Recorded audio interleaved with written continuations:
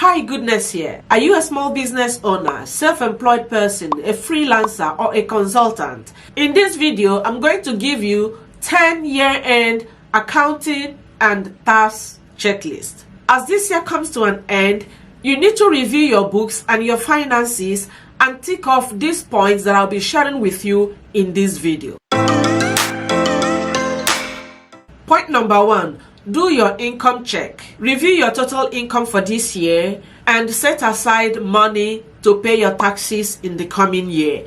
This is important to ensure that you have funds available when it is time to start filing your income tax returns in the coming year. Point number 2. Review your invoices, customer by customer. Ensure that you are not missing out on any invoicing to your customers. You want to ensure that you have invoiced all your customers for all the work that you have done this year. Number 3, review your bank statement. Take time to review all the transactions in your bank statement and ensure that all the expenses and payments in your bank statement have been rightfully posted in your books of account, and also ensure that every debit in your bank statement is correctly so. Make sure that you are not getting debited for something you are not aware of. And if, say for instance, you have a subscription that is still running on your bank account automatically, you want to review that you still need those subscriptions going forward. And any subscription you no longer make use of or have need of, it is time for you to cancel that subscription and save that money. Point number 4 is an important point for your tax deductions, and that is bring forward your business purchases. Are there things you have in mind to purchase in the coming year for use of your business? Maybe some equipment or certain expenses that you think of buying in January or February. For tax purposes, it is actually best to bring those expenses forward and make those purchases this month of December so that you can easily write them off against the profit of this year. Instead of moving the cost into next year, you bring it forward into this year. Of course, this is not an invitation to go spending money on things you do not need. Only for things that you really need for your businesses, but where you are planning to make these purchases in January, it is a good idea, especially if you know that your business is making profit. It is a good idea to make those purchases in this December so that you can account for them in this year's profit. Point number 4, if you sell physical products, then this is the time for you to take physical count of your goods. Take inventory. Take inventory of what is left of your products at the end of the year. You need to count them physically and write them item by item what quantity is left at the end of the year. This is the quantity that you will be carrying forward in the new year as the opening balance of your stock in the new year. And your accountant or bookkeeper is going to ask for this information from you when he starts drawing up your accounting. Point number 6 is depreciation. If you have fixed assets in your business, you want to ensure that you also account for depreciation.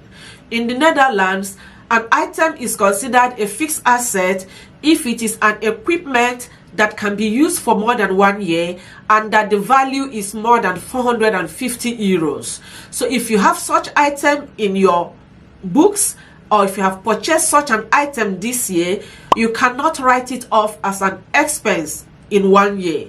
Rather, you have to depreciate it over 5 years. Point number 7, review your business mileage. When you use your private vehicle to run your business, the tax authority allows you to deduct 21 cents per kilometer. However, you are required to keep a log of the mileage.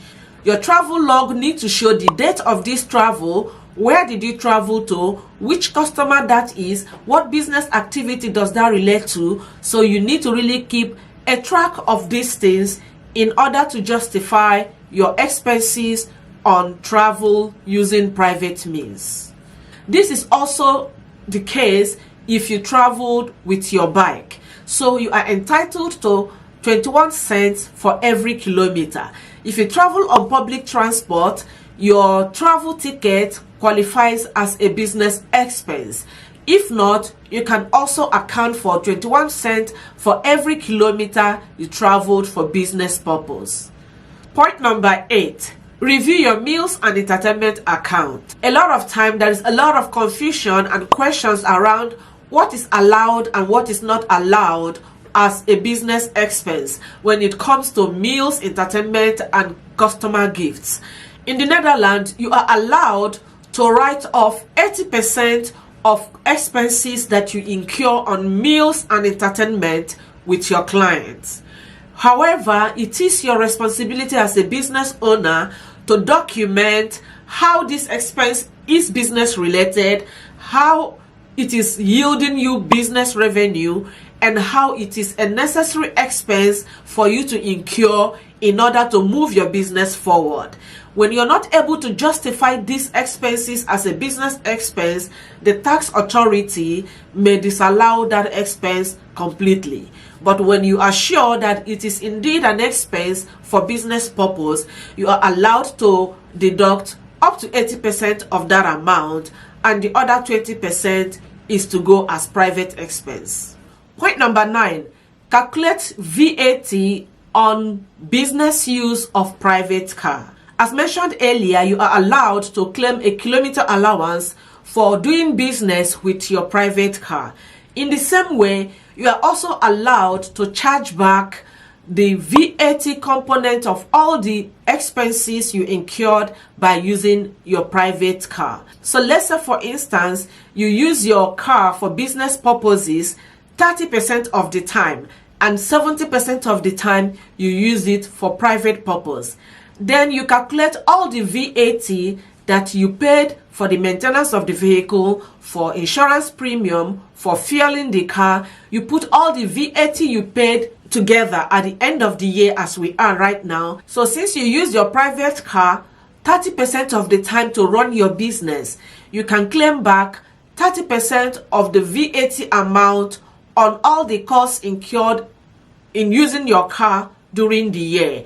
And that 30% portion of the VAT, you can claim it back from your VAT returns in Q4. Just ensure that you have adequate record to prove how much you make use of your car for private purpose and how much you make use of your car for business purpose. In order to take advantage of these VAT deductions from your vehicle maintenance and running expenses, you need to meet certain conditions. Number 1 is that you need to keep all your receipts. Number 2 is that the payments have to be made from your bank account. So if the payment cannot be traced to your bank account, then it is not acceptable for tax purpose. And number 3, you have to ensure a distinction between private usage and business usage. I will leave a link in the description of this video to the website of the tax office where this is further explained in detail, so you can check it out to have better understanding.